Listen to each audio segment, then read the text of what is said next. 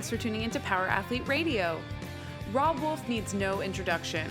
For as long as man has been obsessing over macro splits, locally sourced bee pollen, and organic beard conditioner, we have been lucky enough to have Robb reel us back into reality.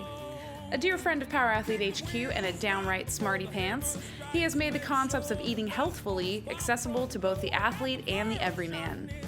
In his second book, Wired to Eat, Robb dives deep into how to determine if the foods you're consuming are actually making you sick. In this week's episode, he discusses at length what he's learned since his last publication and how he's dedicated to putting the information out there for people to grab onto.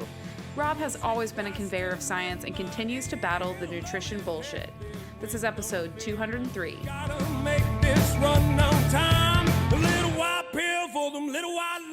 Ladies and gentlemen, welcome to the premier podcast on strength conditioning, Power Athlete Radio.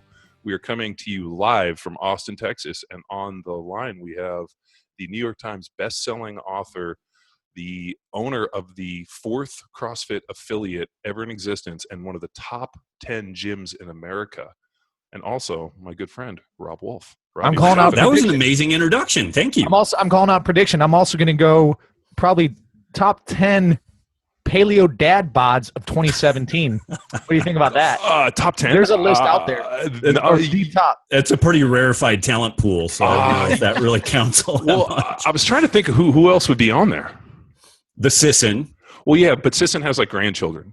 Yeah. So he's like top 10, like granddad bod. Okay. Yeah. Okay. So we got Sisson. I mean, Parsley is probably like listening to this emo, trying to figure out how to get more sleep. Right. So I'm actually waiting for Parsley to because I told him, he's like, oh, I'll be out there in February. I'm like, dude, it's almost April and I haven't heard from you. So, I mean, he might have been or February 2018. So we'll know what's up with Parsley. And then we got, I don't know. I mean, Erwan.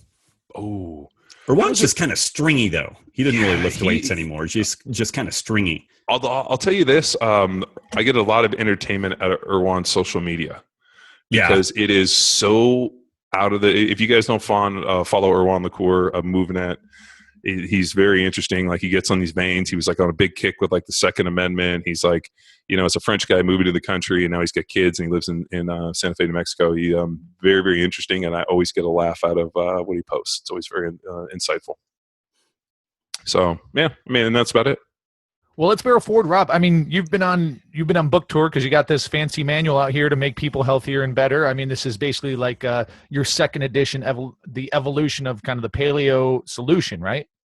Yeah, ish. I mean, it's a pretty big departure from the first book. It is kind of funny though that I don't know, we have like 50 reviews on Amazon, and there's one like 2-star review that like everybody else is like, this is totally,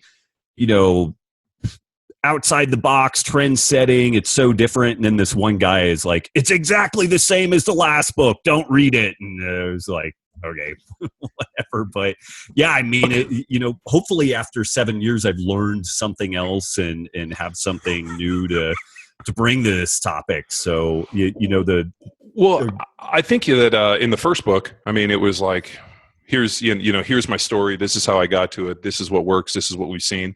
And it was kind of the, kind of the stake in the ground. And then when I read this, it was this idea of like, let me give you the tools to effectively figure out how to navigate this thing and kind of take it from a one size fits all. Because as I explained to somebody the other day with the paleo diet, it's such a broad brushstroke. And, right. and then people were like, well, isn't it this? And I'm like, well, let me give you a little history. And, Robb is, what's cool with Robb is not only we've been, I consider Robb one of my best friends in the world, but also we've had the chance to lecture and speak and, lecture in tandem like we did at Texas first CrossFit football seminar where Robbie and I got to get up and tag team the nutrition. But the idea that, when people ask me like, well, what's the history of the paleo diet, which I think is ironic. I'm like, well, you got Robb Wolf, you got Lauren Cordain, but if you take it back a step further and you go back to the Weston Price stuff, he was out there, observing hunter-gatherer tribes and people that he looked at as, hadn't been touched by the hand of westernized culture and was looking for, absence of tooth decay. And, the one thing which I thought was interesting when I went back and read a bunch of his stuff is that not one of the, every group that he looked at had a different macronutrient breakdown. Some ate, high fat, some ate low, it was all over the map. And then you had people that were high carb, this, and it was just, and then people get spun out and they're like, well, what about the Catawba Indians? Or what about the Inuits? And they, and they go through and they're trying to fight this battle on the macronutrient thing. And it comes down to, not only food quality, but also what can you tolerate and what's most ideal for you.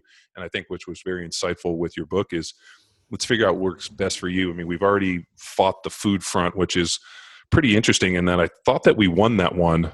And then all of a sudden, if it fits your macros popped up. And I'm like, didn't we already curb stomp this to fucking death years ago? Right. And then that popped up and I'm like, I thought we already established that macros were personalized and it was food quality. And now it's food quality doesn't matter. And it felt like that took us back a step. And I'm like, I felt like we already curb stomped this. And then now I continually have to curb stomp this stuff.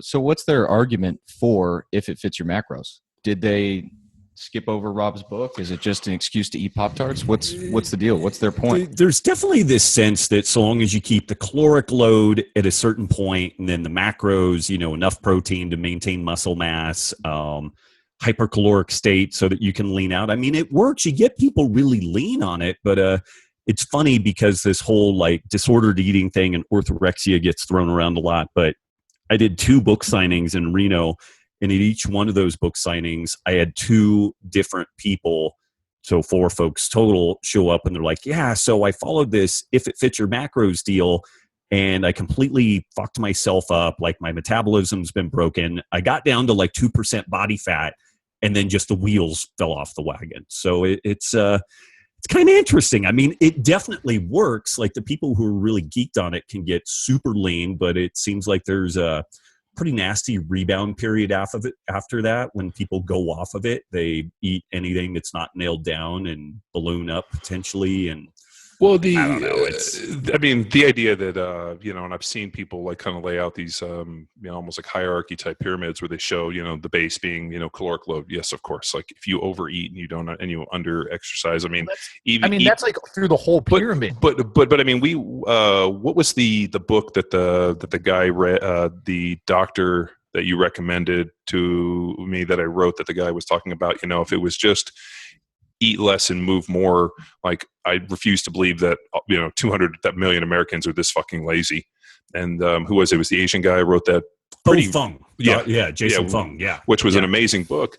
And he made a ton of valid points. But at the end of the day, like if you put somebody in caloric restriction, whether it be through food or exercise, eventually they will whittle themselves down. The problem is that our bodies are smart, as you know, and we get huge leptin response, and all of a sudden you undereat for 5 days, and then you fucking eat the whole refrigerator, and then you're like, oh fuck, and you look at total caloric load, and you're like, oh, I've been sub 1,000 for 6 days, and now all of a sudden I sat down and ate 7,000 calories out of my refrigerator and put myself back to the square one, right? And and like so I think the and the thing I was joking with Matt,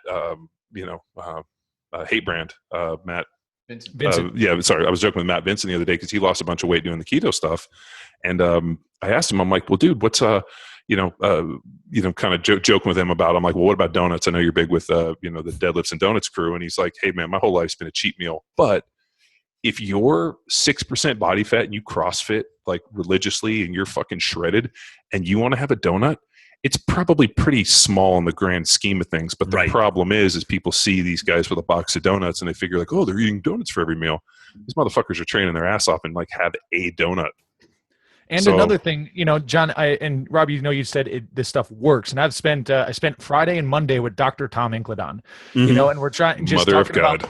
Dude, it's epic. I love that guy. And, but one thing we talk about in terms of fallacies of people, the reasons they avoid blood work is they look healthy and feel healthy. And he's like, the number one thing, you can't base health off of aesthetics. And ironically, so here I am at Ashley's parents' retirement village, and they're talking about neighbors that they've lost. And like 3 or 4 of the people who have passed away in the past 2 years were the healthy ones who looked lean.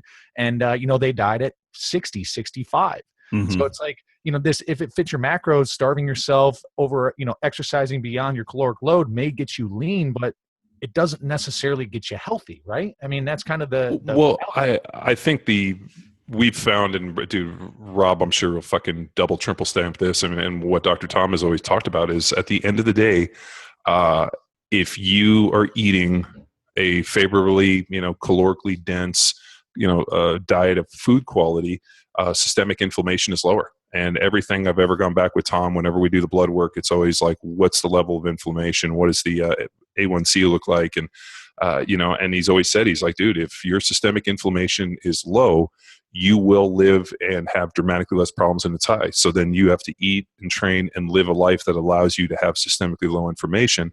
And if eating a fucking box of donuts fucks up your systemic inflammation, and all of a sudden inflammation's high, or gluten, or what it looks like, I'm sure if Robbie were to go pound 5 Chicago pizzas right now and drink a fucking case of beer, I guarantee not only would we have to hazmat the bathroom, but his systemic inflammation would be really high, and that would be negatively adverse to him. So it might be actually super low, because I think I would just catch on fire and like spontaneously combust, starting with my sphincter all the way north. So there's two things I've always wanted to do. One is go to the store, and they actually sell gluten in a bag, and I want to they use it to thicken up soups.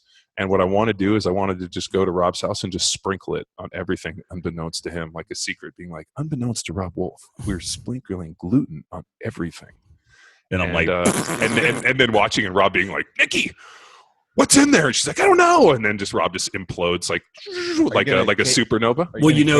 Like flour. Just throw it right in his face when he's sleeping. Thanks to our nanny, I actually got a little bit of that, because she bought the girls Play-Doh, which is made out of dough. And so I was like, oh, no. That stays at your house. That's not coming in here. Then the other one is I always wanted to get a film crew and then go to Starbucks. And when Tony Blauer's walking out with his 7 mocha frappuccino lattes that, he has to have with his, spiky cool hair and shit, jump out and see if he fucking drops the coffee and outside 90 fucking spears me. And so I always wanted to do it. And then about a couple weeks ago, he's in Austin, and I went to one of his classes, which we had Tony on the podcast, and, whatever you think about, Tony's training style and this, I mean, it's not BJJ, it's not boxing, it's this idea of self-defense. And it's pretty compelling if you watch all the videos. And then we got to go practice it.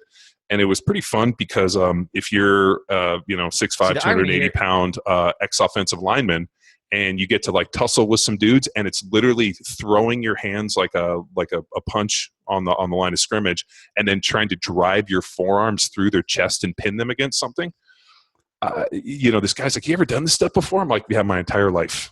And it was pretty interesting watching it, but I digress. Those two things, getting gluten on Rob, and then also trying to punk Tony Blauer with his mocha lattes. That's on my bucket list. It sounds amazing. Just double up my life insurance so Nikki and the girls will be squared away. Dude, last Saturday I took the girls to their first BJJ class. And, nice. Yeah, so one of my buddies here in Austin has a studio. Todd White. He has. That's the Machado school. Nice. Yeah. No, he opened Machado school, and so we took the girls over there, and it was pretty funny. They were pretty nervous, they just wanted to watch. And he's like, "Oh, you want to get them geese and jump in?" I'm like, "Nah, they like to.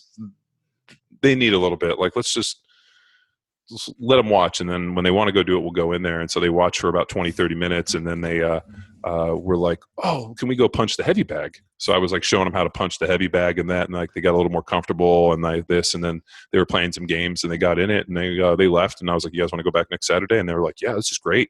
We'd love to come every day." And nice. Yeah, no, they're really into it. They wanted to practice the other day, which was funny. And as we were kind of wrestling, I was trying to just hold them with my legs. And Killy ended up getting bounced off and hit her head on the side table. And so Kate's like, shocker. She's like, "No more Brazilian jiu-jitsu on the bed." I'm like, "Oh God, this is.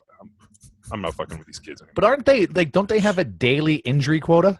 I mean, they're it's pretty high, twice a day. So you got to fill that quota. Yeah, I mean, it's yeah, no, they fuck themselves up constantly, which is good because they're small, so they don't have a lot of mass, and also they're kind of close to the ground. People see babies fall, but they don't realize that a baby's legs are 6 inches long, and he's all torso for that very reason.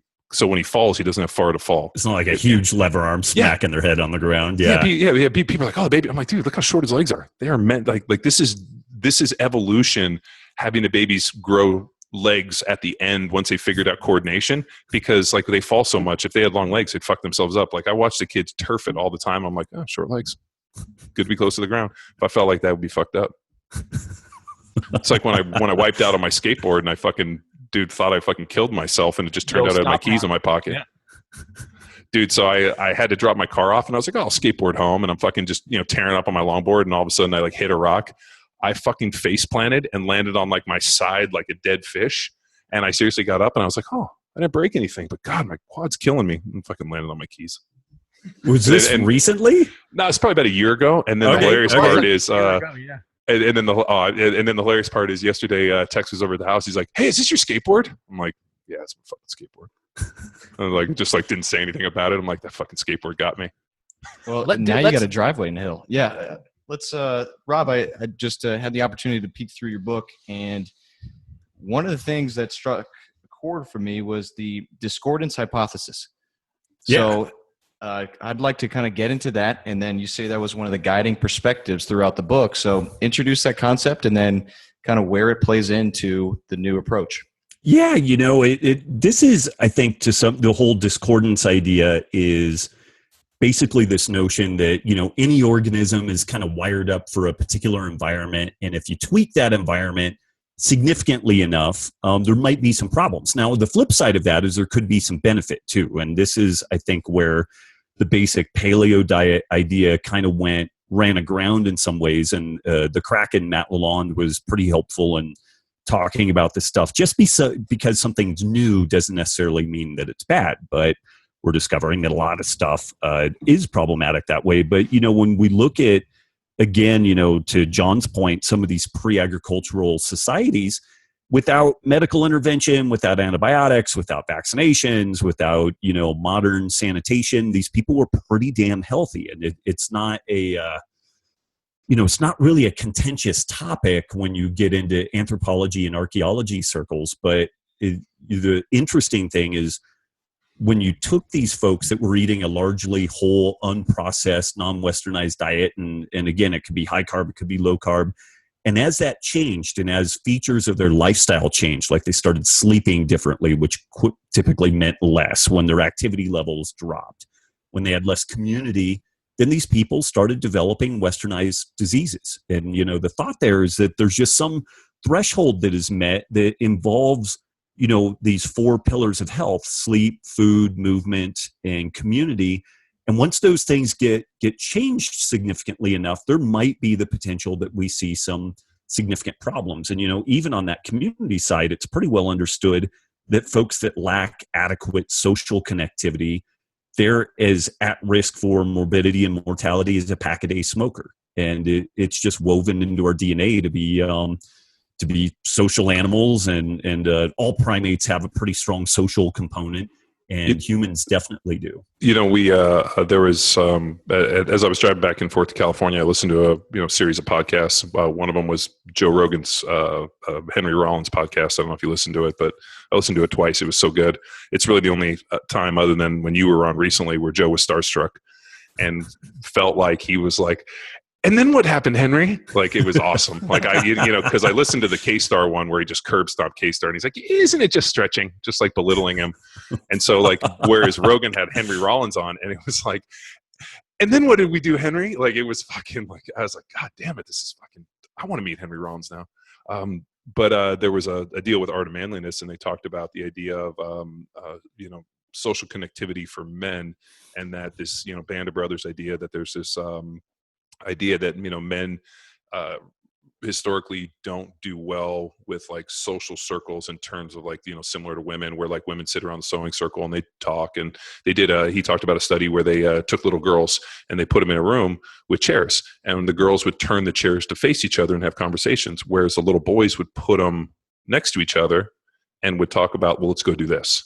And so, like, whereas women interact that way, men interact based upon tasks. Like, hey, I'm putting up the barn today. Why don't you guys come out and let's fucking break some shit? Knock it out. Yeah, knock it out. Or let's do this. And so men being task-oriented groups, and since we don't live in communities where we have to put up barn, well, we do now. That's why we moved here, so we'd have this. But like in most communities, they don't have a barn. They don't, yard work. And it has become that these men have become really soulless and don't really have any type of friends and community. And it leads to this, not only are they, dying younger, having all these problems, but also high suicide rates.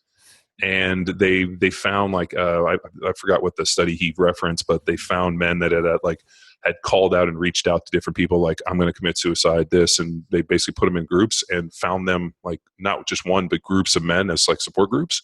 And instantly it was like, I didn't realize I was just really lonely.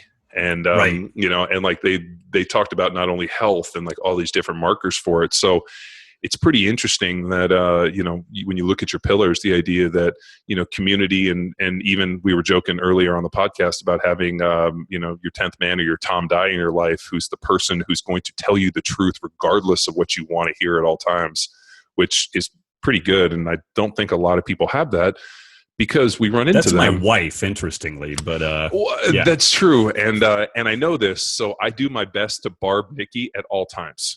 The Twitter exchanges at 11 o'clock at night are absolutely amazing sometimes between Nikki and John. So I have this thing where I've convinced Nikki that she's not funny.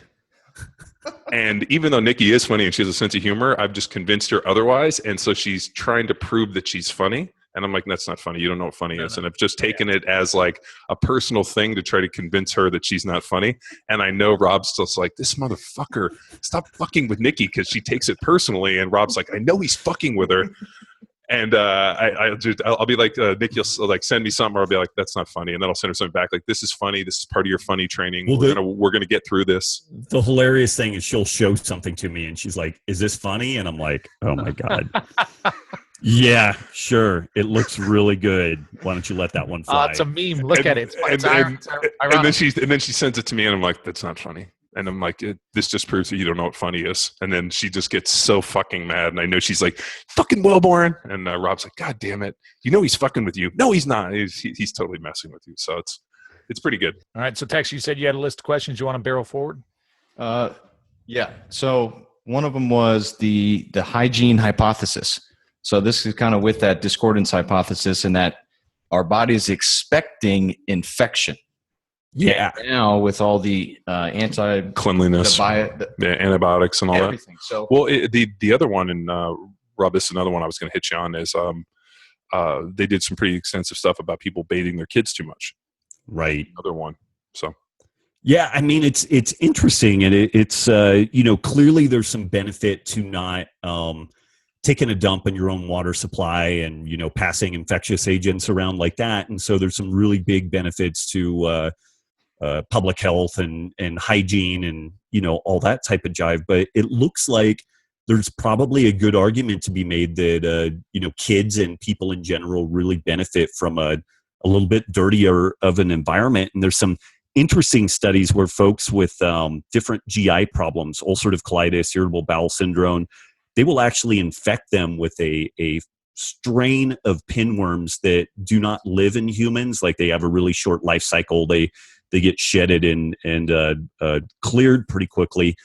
But this infection actually ends up clearing up the GI issue. So there's some sort of like an immune tuning response to getting this parasite in there. And when you look at virtually any animal that lives out in the nature, it is kind of parasite riddled, and there might be an argument that there's some baseline of that seems to tune the immune response and keep some things within good operating parameters, and that there may be the unintended consequence of keeping ourselves parasite free and exposed to antibiotics and whatnot. Clearly there's benefits to some of that, but there might be some downsides to it also. It's kind of interesting. I mean, then people could say, well, I mean, is it, because I know you've looked pretty extensively at like the fecal transplants where, people have, terrible gut biota and they can't, pretty much on the verge of death, and they go and they do fecal transplants, which is, you're basically transplanting the fecal matter of a healthy person to an unhealthy person to try to move over their, whatever. The gut biome. The gut biome. I mean, that's been like, and what's crazy is if you read it, it has a huge success rate, but yet people look at that as witch doctory. Yeah, the FDA, I believe, has cleared that for ulcerative colitis, I think, either ulcerative colitis or Crohn's. And then also if somebody has been infected with a C. difficile, which is a pretty nasty microbe that seems to cause a lot of gut problems. Like if people do the really aggressive round of antibiotics to get rid of the C. difficile, then I think that it's FDA approved to do the fecal transplant to try to repopulate. There is a decent amount of success with it, but it's not universally successful, just like everything. And there are some people that end up worse off after the transplant than before. The question I always found was interesting is like, if we have this kind of, and the way I always joke or, relate I guess you could say bacteria in the body is like Star Wars. There's like the Force, the dark side and the good side. You got like the light and the dark, and it's kind of a gentle balance. And I always make the joke, like, ask a woman about the balance who takes a bunch of antibiotics and see what happens to her balance, and, yeast infections, and then the good and the bad. And I wonder at which point, like what amount of antibiotic you would have to give somebody to completely wipe out all their gut bacteria, and then how to necessarily repopulate that. And it seems like such a tricky deal, like, because you think, there's 10 times more bacteria in our body than there are cells. So then at like which point, like, because you think about a guy who, I had a couple teammates that got staph infections, and they had these guys on these like, like permanent like pricks where they were like going in 3 times a day on these, antibiotic IVs. And like, and the amount of problems that those guys had from just the IVs was like, almost as bad as what they were trying to kill off with the staph. Right. Yeah. I mean, it's tough. Some of the interesting things is just that the gut microbiota changes all the time. And so even when we do some sequencing and you look at it, people will say, oh, this is a healthy gut microbiota, but then you check the person hours later or days later, and it's totally different. Like the whole population is really labile. It changes a lot.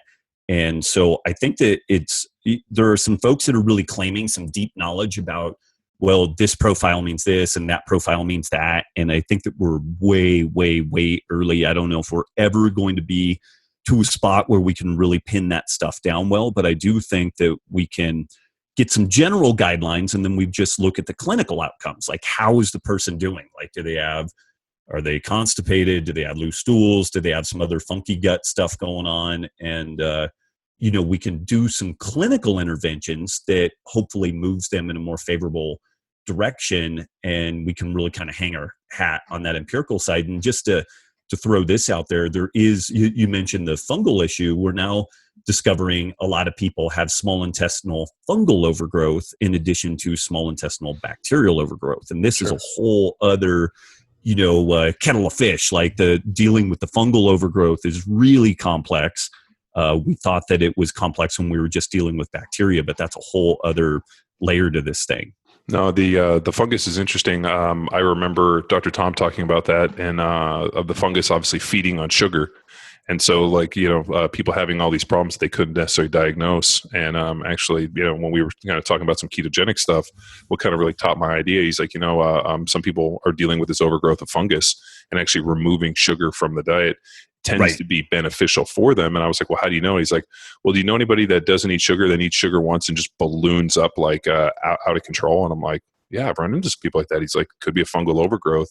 And, and he's like, like, I think what we're coming down to is, and dude, I always joke with this. I mean, in 2009, we thought we knew so much. Oh, totally. Like we always joke about this. I'm like, we had it figured out. And then every year that goes on, I'm like, nope, I know less than I knew last year. I'm like, I'll go back and read some stuff, and I'll be like, man, I was so sure of that. Now I just, Yeah, we did a pretty good Dunning-Kruger run for sure.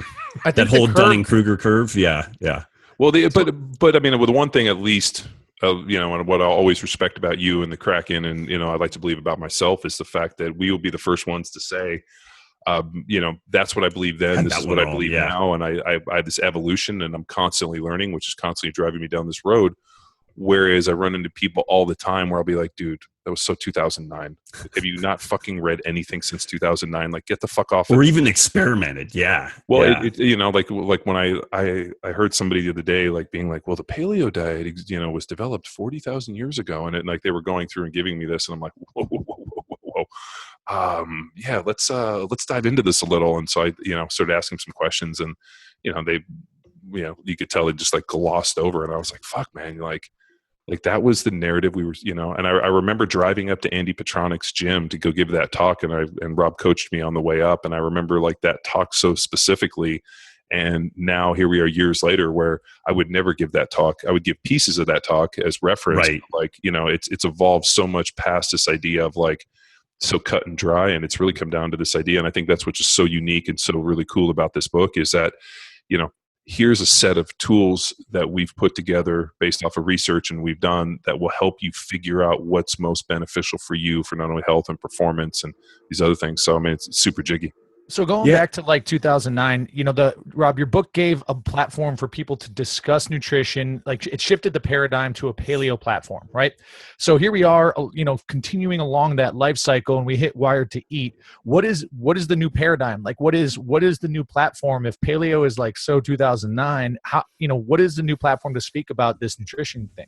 Well, you know, so I'm not jettisoning paleo. Like when I first moved to Reno, part of the reason why we stuck around here, it's a pretty cool location. Maybe not as cool as having deer and pigs show up in my backyard like John has every day, but it's pretty legit. Rob, soon when you move in next door, I've been prepping my neighbor for when you move in next door. Nice. But you know, one of the things that did keep us here is that we linked up wagons with a medical clinic that had just finished a 2-year pilot study with the Reno Police, Reno Fire Department, found 35 people at high risk for type 2 diabetes and cardiovascular disease, put them on a paleo diet on the lower carb side of things, modified their sleep and exercise as best they could.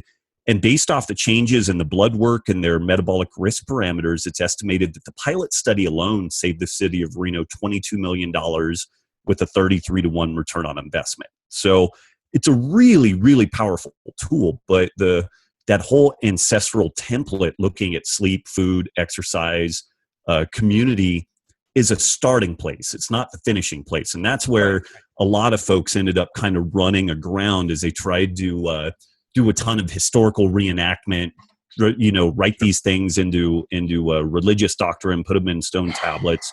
And that's where it all kind of goes south. So, it went into dogma. I mean, like all of a sudden when I heard people, and I think, dude, this is, you know, what's cool is to have Rob on here and to think like how much offline communication we have with it. But like this idea where you hear people start talking, I'm like, dude, this sounds like I'm in church.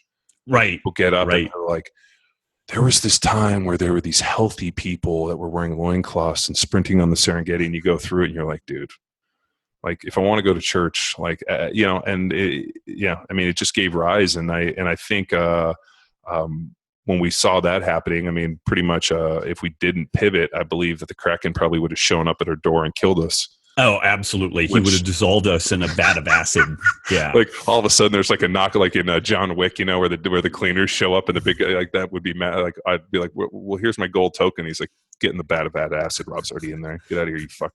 So you guys know we call Matt Lalonde the Kraken because in the movie, you know, what was it? The Clash of Titans. Yeah, Clash of the Titans. The Kraken's like, it just destroys everything. That's release the Kraken. So, you know, but that's good because that's kind of like the Tom Dye deal. I mean, you got to have somebody there who's like, you're fucking up, dude. And, you know, and if you don't progress, you're going to look like an asshole and I'm going to call you out on it, which I always right.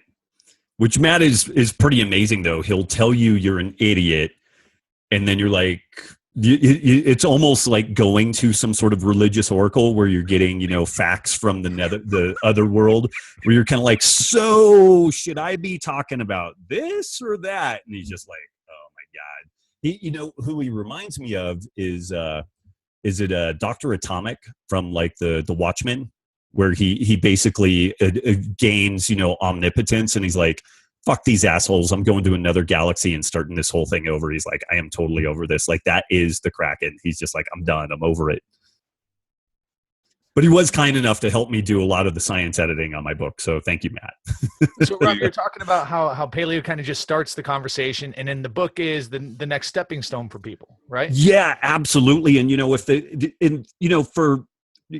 it's interesting pitching this thing to the power athlete community, because just the nature of what you guys have built, the community you guys have built, people are pretty fucking wired up on their food and training and all the rest of that stuff. So, I mean, there's not going to be any real deep insights for people for their personal experience. But I tell you what, if you coach people, it's going to be a really valuable potential book, because you really do get a pretty deep insight into the neuroregulation of appetite and what the motivators are. And what I discovered is a lot of the people who failed at some point in this process of nutrition and lifestyle change, it was an emotional gig. Like there was some sort of like internal dialogue where they would start, particularly in this era of social media, they would look around at other people. Let's say someone lost 50 pounds and then they see someone on social media that lost 100 pounds and they're like, oh, I'm a failure. Like I'm a piece of shit. It should be easier. And that was a message that I heard from a ton of people. They would, even though they were succeeding,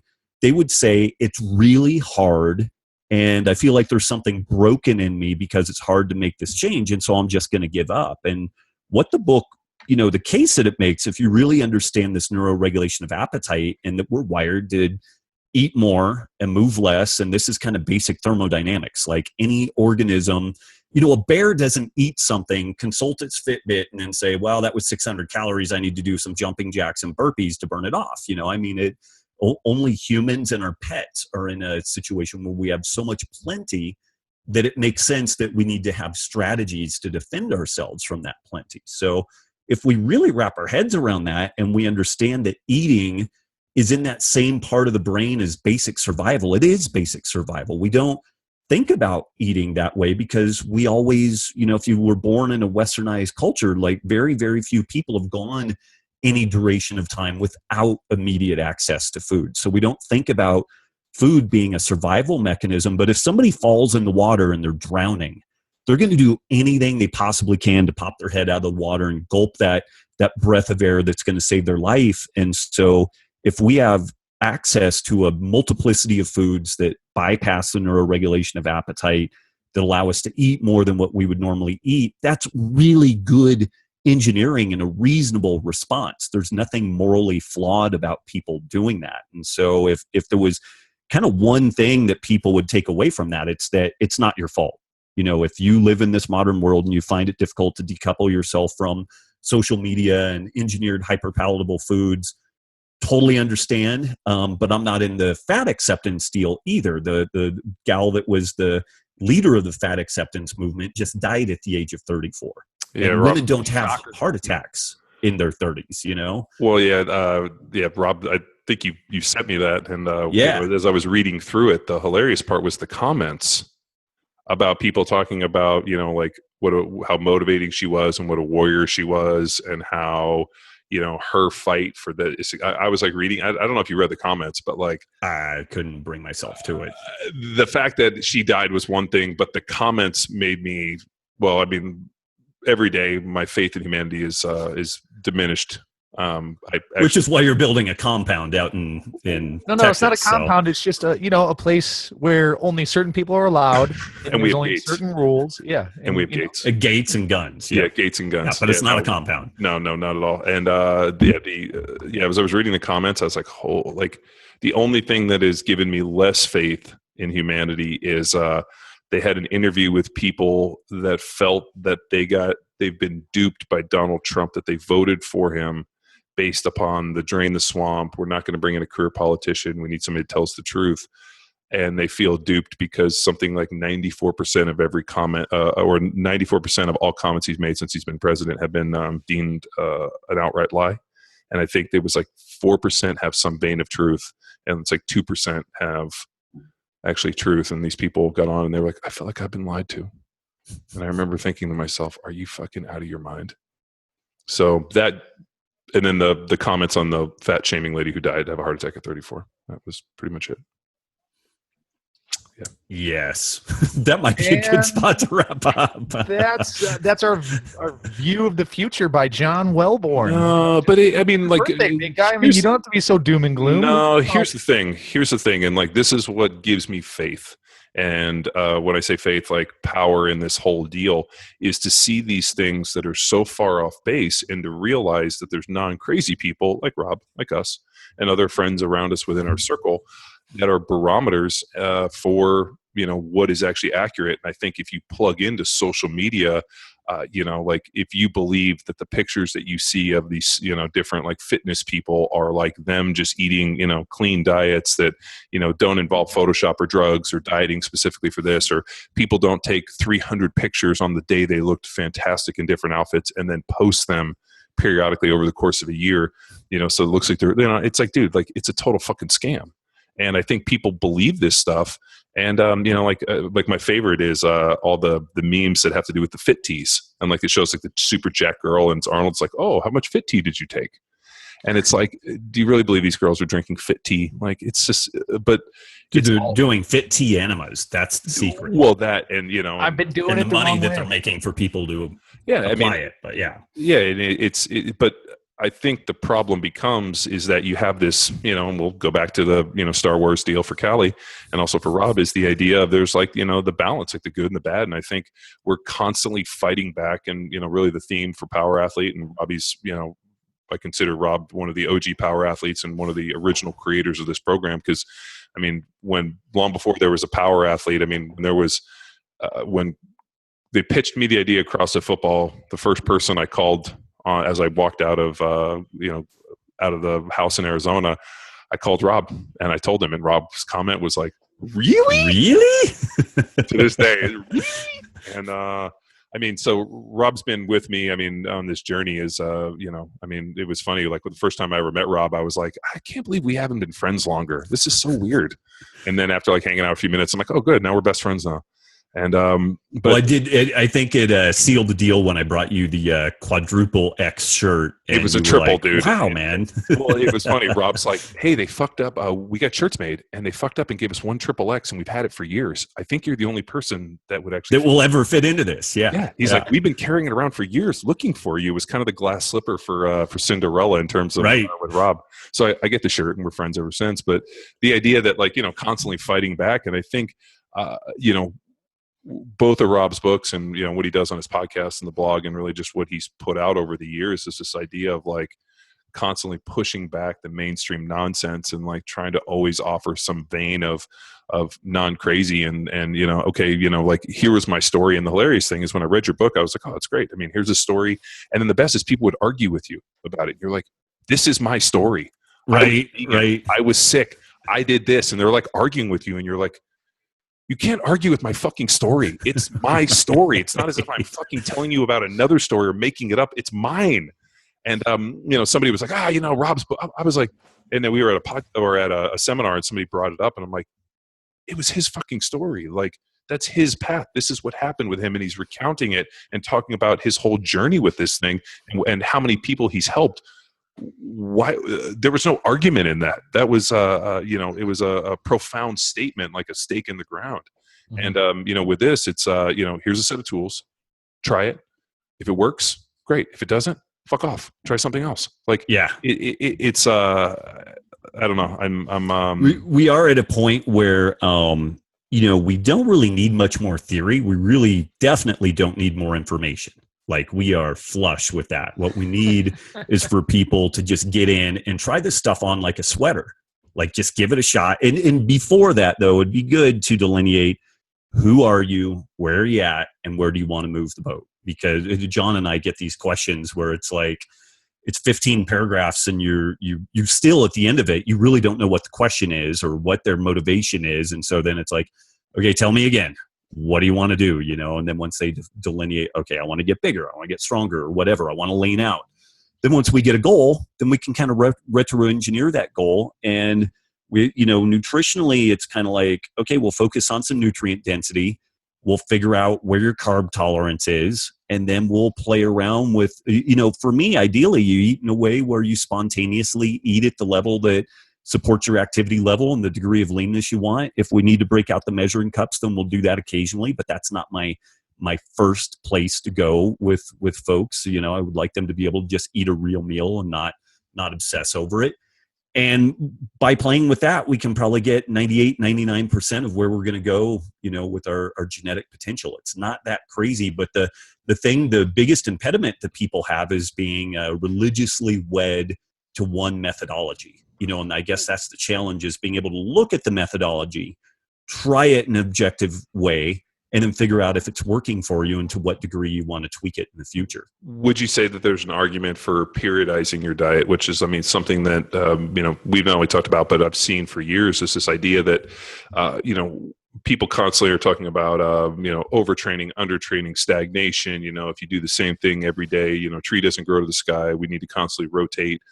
You know, and we do it with our amateur, collegiate, and professional templates. We cycle people through, we cycle volume and intensity, but yet surprisingly, people will eat the same macronutrient ratio and same caloric load every single day in the same foods. Right. And what's amazing is people will not argue, you know, avoiding accommodation in training, but yet will fight you to death on the idea of constantly varying, you know, not only the food sources, but also, you know, eating different things. Like I know I do. I mean, I eat a pretty, you know, macronutrient kind of balanced isocaloric, we call our isocaloric, which is 33 diet. And then parts of the year, you know, I do something ketogenic, and then we'll do something like the anabolic diet. And I kind of cycle through 3 or 4 different approaches. And it's just kind of based on the idea of the seasonality and where we are in the training, and it fits. And I find not only does it add some variety, but also, you know, kind of continues to drive adaptation. And like, that's the one thing that, you know, as I go through and I write, when people ask me a lot of the nutrition stuff, I'm like, dude, the ability to understand different nutritional approaches and be able to cycle through it, like, just like for your training, just makes sense. And, right. You know, and then also realize what you did in your 20s isn't going to work in your 40s and 50s. And that's what I also thought was interesting when you were talking about carb, you know, total caloric load and you know, your ability to handle carbohydrate. Have you seen people over the age, you know, over age, like let's say you were to take like a, you know, 22-year-old kid who can train, you know, 20 times a week, opposed from a 40-year-old guy who might get 3 or 4 training sessions just because he can't recover? Have you seen, you know, almost like as you age, your ability to process carbohydrate kind of decreases? Yeah, I think that's a pretty common finding. And, you know, it's interesting. Like, do we see this in non-Westernized cultures as much? I don't know, maybe less, but, you know, there's some of the key elements of these modern degenerative diseases, whether we're talking about insulin resistance or Parkinson's or Alzheimer's, appears to be some sort of breakdown in the mitochondria functioning correctly. And interestingly, a lower carb diet, particularly a ketogenic diet, seems to bypass a lot of the roadblocks that seem to pop up in that mitochondrial function. You're pumping energy through this complex 2 of the mitochondria instead of the complexes 1, 3, 4, and 5. And so it's interesting. And again, it's just, you know, it's a good reminder that even though you have something that's working for you today, it may not work for you tomorrow. And you need to be open and flexible and adaptable. And it's also, to your point, I think that this is where it's valuable having a training plan, having some goals. And the goals don't have to be huge and lofty. Like, I squatted almost 600 pounds in my late teens, early 20s. I'm never going to reach that again. Like, the sacrifice I would have to make to be able to get back to that is just monumental. So my PRs are relative things. They're not absolute things at this point, but I can set, you know, kind of, you know, 2-month, 3-month goals. And it's like, okay, I want to hit these numbers on this, hit those numbers on that. It sounds like I've finally shamed or chagrined my jiu-jitsu coaches into giving me a purple belt. And so that's probably going to happen here pretty soon. Yeah. Thank you. Well, I mean, but isn't you know, we were talking about, I think we were on the podcast the other day. I get emails constantly from people that are like, oh, I'm in the best shape of my life at 40. And I always think, like, man, if I can make that comment, I probably didn't do a lot in my 20s or 30s. And right. Like, you didn't have to sit behind a desk in this fucking, you know, and he launches into this story about how he lived or worked at Navistar. And well, it's the truth. You live on this ivory tower, NFL athlete, Maxim models, this, that, the other thing, you know, private jets to Brazil. It was amazing. I as I wake up every morning with my kids and my wife, and I'm sitting there, and cleaning up fucking throw up and making lunches. I'm thinking to myself, man, I used to fly on private jets with Maxim models. God, I love my life. Let's go. You're basically you're like a poor man's Dan Bilzerian. No good. Okay. I don't even know what the fuck we were talking about. You totally fucking threw me off for a loop now. Well, Rob, I know we're kind of on like a hard stop here, right? Yeah, pretty soon. I've got yes. He's got 7 other podcasts. He's got like Dr. Oz is flying into Reno. He's giving him a pedicure. So we weren't really going to publicize that one, but yeah. I actually would contribute money on a GoFundMe for Rob to actually fight a celebrity cage match against Dr. Oz, Russell Berger. Who else could we throw into that fight? Russell, dude, I don't know. That guy's got some demons. I think he's gonna, he's like the Terminator. I don't know. I mean, he's a BJJ guy. I think a battle between him and Rob. I mean, Rob's got him by what, 2 or 3 feet? Thereabouts, yeah. Yeah, I mean, he's the angry inch. I mean, he's tough. He's got I've largely mended fences with those guys. Like they're all geeked out on the sugar, going after Big Sugar, which is kind of hard to I've put most of my personal enmity behind me because that's a pretty laudable process to be undertaking. So yeah. No, I mean the sugar stuff they're doing is when they pitched me on that, I was like, have you guys read Beowulf? And they they were kind of like, what? I'm like, yeah. And they were like, yeah, we read Beowulf. I'm like, fight the good fight. Like that was Beowulf. Like regardless of what it was, there was this idea of just, regardless of the outcome, I'm going to fight the good fight. And I believe that battle with Sugar, which is monumental in the ability. I mean, those guys, so much money. I mean, so like that's such a uphill fight is actually a good fight. So I appreciate, and I love those guys' humor. Their ability to fucking verbally via the internet dress people down is phenomenal. So I'm tip my hat to them, but I still would like to see you go after you and Russell on a fucking BJJ, a little deal. And then it was actually funny. I posted that thing with Conor McGregor. Was trying to put the fight together with Money Mayweather, and so I posted up something, and dude, I got a ton of feedback on it, and I still to this day think you put a skilled boxer in the ring, he's going to take down just about anybody. So we got to get you a little more boxing skills, Robbie. Oh, I Thai boxed for years. Oh, that's right. That's right. You did. Fairly squared. Honestly, I still think today my Thai boxing skills are better than my jiu-jitsu skills. And I haven't really done the Thai boxing in 15 years, but I was reasonably good at it. So where are people going to find the book? Where do you want them to go? Where can they learn more? wiredtoeat.com, robbwolf.com. Wired to Eat's available anywhere books are sold. So yeah. There you have it. And I think the most exciting part about this thing, Rob, selfishly for me, is it allows a platform for messaging, right? Because Paleo became a good platform with your first book to communicate with my athletes, and now it's the next step for people who are ready, right? I really hope so. And particularly for the power athlete scene, like again, I think that the good fit there is in helping the folks that you guys coach. Like it could provide some really good insight into what's going on in folks' heads and if and when they spin out, like this is, some of the emotional stuff is why it's happening. Yeah. Definitely, Robin. Thanks again for taking the time. And, we'll catch you next time and get down to Austin, hang out. Let's shoot some things. Let's eat some things. We're going to make our Paleo FX trip like a week and a half. So we're going to drive around and check out New Braunfels and San Marcos. And I'm actually a little partial to San Antonio, oddly enough. And I kind of like that brush country a little bit. And so we're going to punch down there and maybe even just look at some of the places in between. So, yeah. Well, there's just south of us, there's some cool spots. I mean, we were we got to take you on a tour because there's some super cool places. Like my big thing is like I want to see water. Like I like to see rivers and creeks and whatever. And some of the stuff out off of like Hamilton Pool, a little farther out, like Luke, where we were driving that day, where all all that river and there was like rocks and hills and like this hill country to me I think is really nice. And on top of it, there's going to be a pretty cool private training facility not far. Indeed, yeah. So although Reno's not terrible, it's snowing out there again. Is it really? Yeah. Well, dude, I saw the epic picture of you out there, just fucking Conan the Barbarian on the on the Wheel of Woe. The Wheel of Woe, yeah. Yeah. You know, and surprisingly, the girls weren't riding that thing, which is what my daughters would have done. They would have been like, "Oh, you're pulling that? Let me sit on that." Well, it's because their cousins were here and they were going apeshit doing a huge number of other things. But Christine, her husband, did they sell off everything or driving around like yes, it's like European, you know, Chevy Chase vacation. Although they, you know, it's some sort of a fifth RV. wheel kind of gig, RV gig. So they're going to homeschool the kids, put them in there for a year, America. Yeah. It sounds amazing until you have to actually get in the car for a road trip with your kids, and then you realize like 20 minutes. Like I remember we drove. Sean's saying that it's going to be a year. I'm giving him 2 months. But we'll see. Well, we drove up to Reno to see Rob and Nikki, and you know, that's a pretty legit drive from California. I mean, what's that, like 7-8 hours?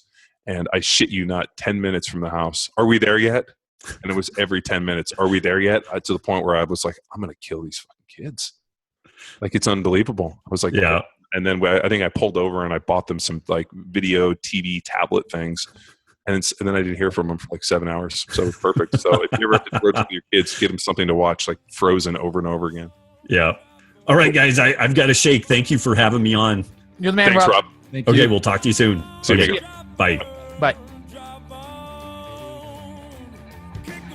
Now it's time for you to empower your performance.